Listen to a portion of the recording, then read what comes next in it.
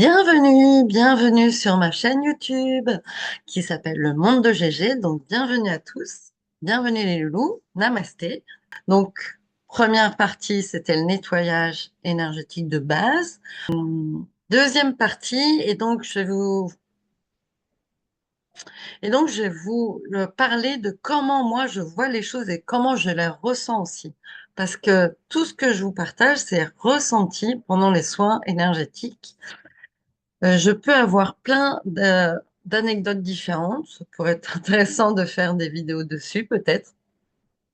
Peut-être qu'un jour, je ferai des vidéos. Donc, sur quel chakra j'interviens? Ben, les sept principaux que l'on connaît, alors, que l'on connaît tous. Non, je ne vais pas généraliser, que nous sommes nombreux à connaître. Et donc, je vais vous les présenter un à un peu. On a d'abord le chakra racine, le rouge qui lui descend vers le sol, vers la terre et qui capte l'énergie justement terrestre. Alors, celui-là, il est en lien avec la sécurité, comment on se sent sur terre. Deuxième, le chakra sacré, qui est plutôt relié donc aux glandes sexuelles, les ovaires chez les femmes, les testicules chez les hommes, alors qu'ici, dans le chakra racine, je n'ai pas précisé, mais ici, on est connecté aux petites glandes surrénales, donc les glandes reliées à la survie. D'où la sécurité. Dans le chakra sacré, on est plutôt dans la passion, la vie, le côté artistique, la créativité, etc. La sexualité, évidemment, ça en fait partie. Troisième chakra, le jaune, c'est le plexus solaire. On entend parler de celui-là, on l'entend, on nous rabâche le plexus solaire. C'est le chakra des émotions. Et oui, c'est le chakra, j'en parlerai certainement après, de la crise d'ado.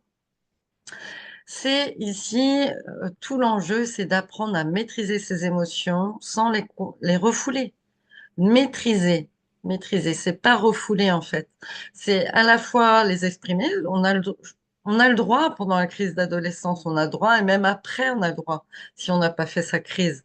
On a le droit d'exprimer ses émotions, à condition de prendre du recul, d'aller chercher les besoins qui sont derrière et d'avancer quand même personnellement. En fait, souvent, moi, ce que je ressens, c'est que la personne qui balance ses émotions, mais sans conscience, là, c'est différent. Mais quelqu'un qui arrive à balancer ses émotions en disant, non, mais là, je suis désolée, mais je suis en colère et je sens que mon corps, il est en colère et voilà. Là, il y a du recul nécessaire. Et là, cette personne-là, qui a le recul, elle peut même en colère dire, non, mais je veux pas te blesser, mais c'est plus fort que moi, je suis en colère, il faut que j'aille voir ce qui se passe en moi. Et donc, c'est pas la même chose que de balancer dans l'instant, dans la pulsion, sa colère sans même se remettre en question. C'est pas la même chose. Plexus solaire, on est dans le pancréas ici, hein. Très intéressant, c'est une glande très sensible et puis c'est celle qui produit l'insuline, donc celle qui régule le taux de sucre dans notre corps. Le pancréas, c'est plutôt d'ailleurs une glande hormonale qui est reliée à la tristesse, en médecine chinoise, on va dire. Ensuite, il y a le chakra du cœur, le vert. Il fait un peu la bascule, il est central celui-là. Chakra du cœur, il est en lien avec l'amour finalement, puisque c'est le cœur, c'est le thymus. Alors c'est une glande qui n'est pas très connue, ça, le thymus. Voilà, mais elle régule beaucoup de choses au niveau du cœur, de la circulation sanguine.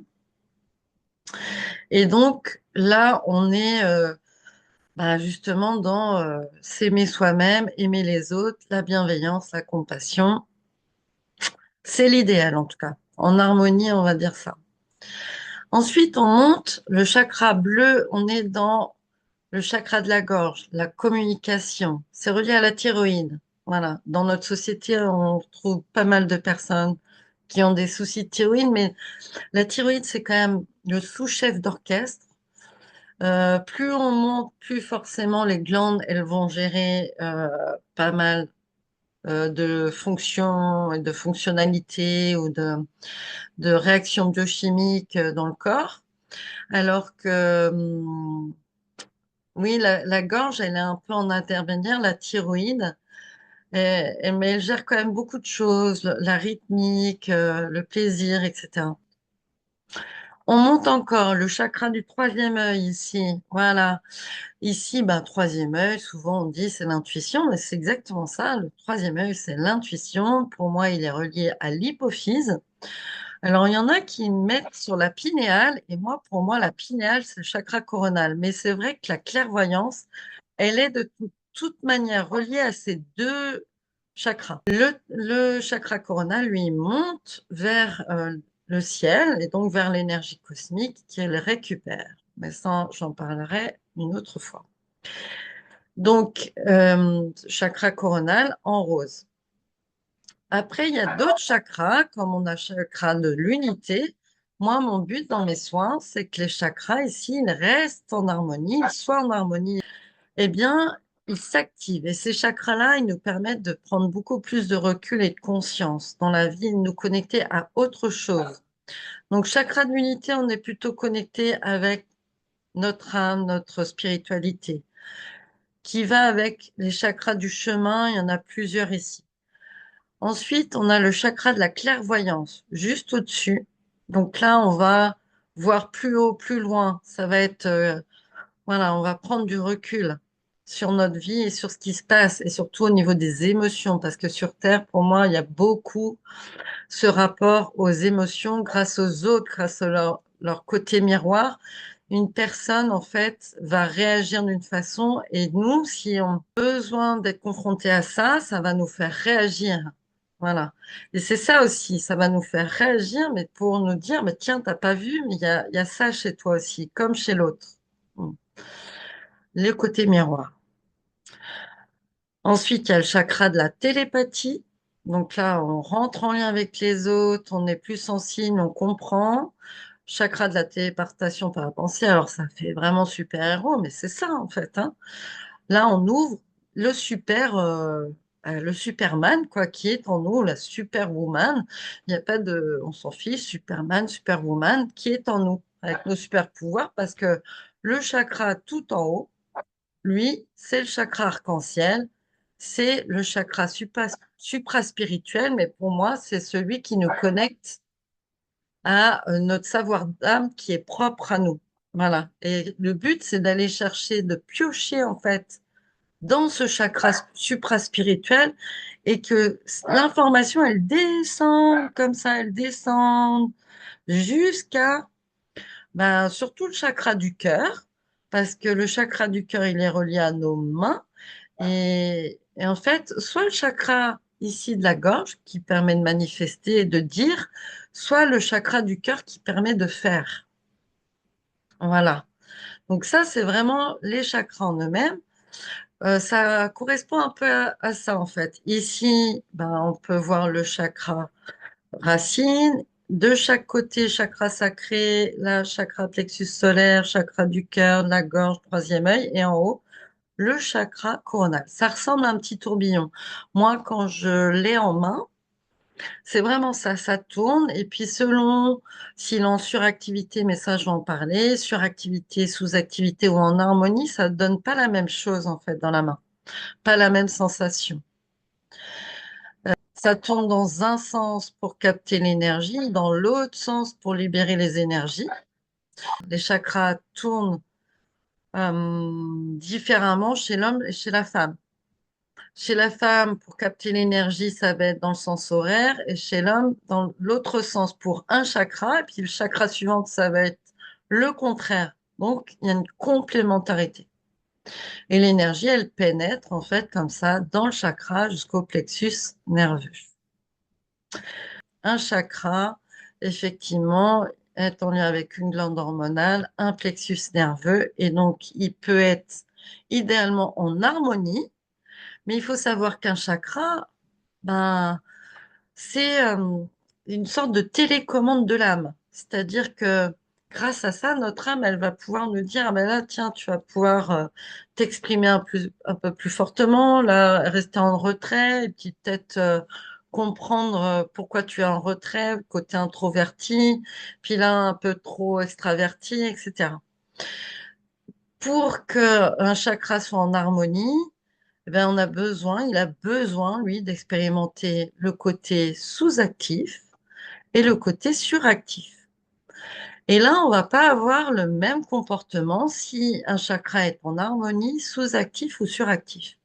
S'il est sous-actif, on va plutôt être dans le côté un peu introverti, euh, passif, on va se laisser faire, on est plutôt dans une position de victime, alors que suractif, on va plutôt être extraverti avec un côté plutôt dominant, on va dire. Mais souvent chez les personnes, et l'harmonie, c'est ce, alors, l'harmonie, c'est vers quoi l'humain doit tendre. Voilà. Mais pour ça, on doit apprendre sur nous-mêmes, retrouver qui on est vraiment. On a tous 15 phases d'évolution à passer au niveau des chakras. Et ces 15 phases, elles se caractérisent par des fréquences différentes au niveau de nos chakras, au niveau de ces 7 chakras, mais également au niveau de nos chakras supérieurs. C'est surtout là-haut que l'on doit connecter pour ensuite compenser par les chakras d'incarnation. En fait, c'est ceux-là qui s'activent, mais en même temps que cela s'active, les chakras du bas s'activent pour nous ancrer dans la matière. Mais le but, c'est quand même de connecter. Alors souvent, on peut dire à la source, à la lumière, voilà, vous utilisez le mot que vous voulez, mais connecter en tout cas à des choses plus grandes que nous. Bon, vous prenez surtout ce qui vous parle là-dedans. Chacun est amené à ressentir ce qui vibre. Et donc alors, on passe par des phases, effectivement, où on est amené idéalement, alors je souligne, je surligne, etc., idéalement parce que sur la pratique ou en pratique, il s'avère que c'est pas ce que j'obtiens. Donc, idéalement, les femmes changent de cycle tous les 6 ans, les hommes tous les 7 ans. On n'a pas la même fréquence. Mais il s'avère que souvent, en cabinet, je reçois des gens qui sont bloqués sur des phases un peu basses, et je vais montrer un tableau à un moment donné, où là, vous allez pouvoir observer ces phases un peu basses parce ce sont des phases émotionnelles, des phases ici qui sont plus liées aux émotions. Voilà. Donc, première phase, elle s'active à la naissance. Voilà. Et elle vient donc nous confronter à l'amour, à la confiance, à la sécurité. Et donc, elle dépend de l'amour de nos parents.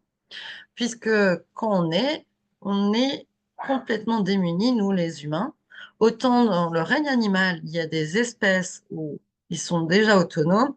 Chez l'humain, le bébé, il est complètement dépendant de ses parents. C'est ses parents qui vont le nourrir, c'est ses parents qui vont le bercer, qui vont le soigner, c'est ses parents qui vont être présents ou non, voilà, qui vont être bienveillants ou non, voilà, dans cette phase-là. Donc, selon la famille que l'on choisit, alors oui, pour moi, l'âme, notre âme, elle choisit.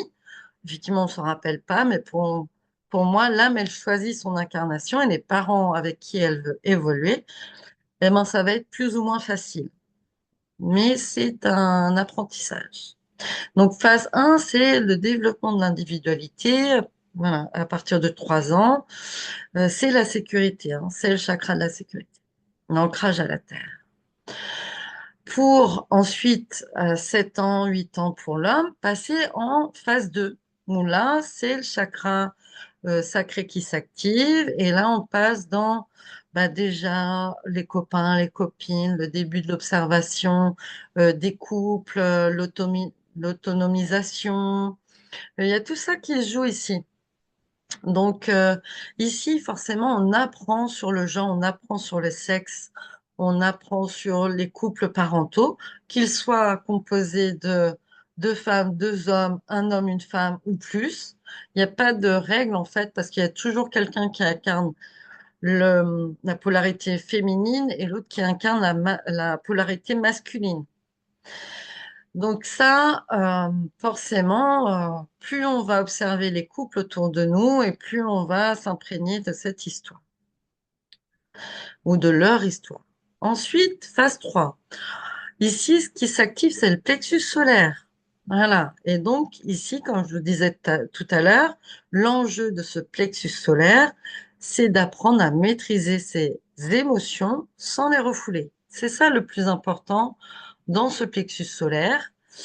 C'est ce qui n'est pas facile. C'est pour ça que, en plus, quand on observe les âges idéaux, on tombe pile poil dans la période de de l'adolescence. Et c'est vraiment la période idéale pour tout jeune de cet âge-là, pour justement comprendre ses émotions. Euh, pour la petite anecdote, j'ai ma fille cadette qui, lorsqu'a vu sa sœur aînée faire sa crise d'adolescence, a dit, mais non, mais moi, jamais je serai comme ça. Jamais je serai comme ça, c'est nul. Sauf que au moment où elle a commencé à avoir ses émotions, vers 13 14 ans, eh ben, elle pouvait pas contrôler, puisque c'est le chakra qui s'active. Et le chakra qui s'active, ça va amener un changement de comportement. Donc, même si on ne veut pas, le corps nous amène ça. C'est une expérience. Ensuite, on a le chakra de la gorge qui s'active. Le chakra de la gorge, là, on est dans le développement de la parole. Le développement, justement, c'est apprendre à communiquer sur ses émotions, puisque ça vient juste après les émotions. On passe pas au chakra du cœur, on passe au chakra de la gorge. Communiquer justement sur ses ressentis, nos émotions, pour aller vers les autres et que les autres apprennent de tout ça ou comprennent ça. Je pense souvent en couple ou dans des relations assez proches, donc d'accueillir la personne qui est en face. Si elle arrive à exprimer ses émotions et ses ressentis, c'est plus facile pour la personne en face de, eh ben, d'accueillir cette personne telle qu'elle est, voilà, sans la critiquer, sans jugement. Tout est une question de sincérité. Le chakra de la gorge nous amène vers la sincérité.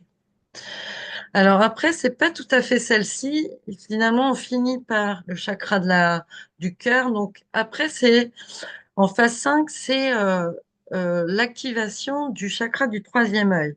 Là, on est dans l'intuition, on est dans justement l'observation, c'est-à-dire l'observation un peu plus large vers l'humanité.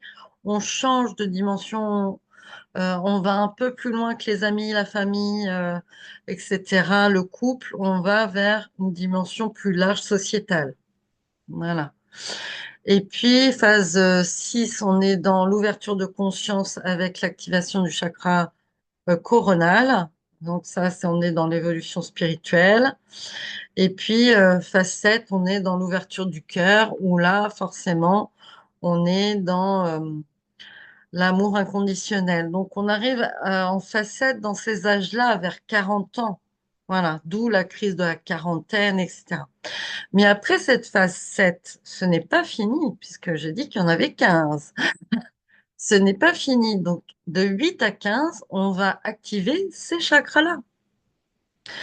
Ces chakras-là qui nous permettent d'avoir une vision plus globale. Sauf que si on reste figé, si on reste bloqué dans les chakras du bas, dans certaines phases, eh ben, on va pas pouvoir expérimenter ici. Là, ce qui joue dans la société actuelle avec l'ère du Verseau, c'est de se reconnecter avec notre moi supérieur et d'avoir des fréquences harmonieuses. Je vous explique comment marche ce tableau avec les 15 phases. Ici, on a la 15e phase. Chaque chakra, en fait, pour chaque chakra, le premier, on sait que c'est le chakra racine. Pour chaque chakra, il y a 3 fréquences d'apprentissage qui augmentent et qui nous font travailler les émotions. Et une fois qu'on a bien appris, eh ben, on va pouvoir se diriger vers la fréquence harmonieuse. Et ainsi de suite, parce que ici, on active à 3 fréquences et fréquence harmonieuse. La fréquence harmonieuse, on peut voir, elle est quand même plus faible que la dernière fréquence. Et ainsi de suite. La fréquence, par exemple, du plexus solaire, qui commence quand même assez basse, mais qui amène déjà énormément d'émotions. En soin, je permets à la personne de débloquer, d'avancer dans les phases pour finir souvent en phase 15. Ça permet justement de maintenir les chakras, le fonctionnement des chakras au niveau hormonal en harmonie et d'aller activer ces chakras supérieurs. Avant de finir, j'ai pas précisé, mais il y a aussi des mémoires que je retrouve et que j'enlève. Ce sont des mémoires énergétiques. C'est un peu le programme que l'âme est venue rencontrer. Et donc, au niveau, par exemple, au niveau du chakra sacré, le orange, je vais enlever des mémoires transgénérationnelles. C'est l'âme qui décide à quel ancêtre elle va être connectée. Le chakra jaune, le plexus solaire, on va être plutôt sur des mémoires collectives. Donc, si vous êtes né en France, ben, il y a tout cet ADN français avec tout ce qui s'est passé au niveau collectif. Si je reprends le chakra du cœur, lui, il renferme les mémoires karmiques qui sont plus reliées à l'âme. Et le chakra de la gorge renferme plutôt des mémoires mentales qui appartiennent à la personne ou appartiennent à ses ancêtres. Donc voilà pour ces mémoires que le but étant ici, quand même, je vous le dis, c'est que les glandes hormonales qui sont liées à ces chakras utilisent l'énergie, que ce soit terrestre ou cosmique, à 100%. C'est-à-dire, j'essaie ici d'optimiser euh, le fonctionnement hormonal au maximum. Donc, j'enlève les mémoires et je mets, comment dire, les mémoires, en fait, elles empêchent les glandes hormonales de fonctionner à 100%. Le fait de les enlever, je peux réaugmenter et optimiser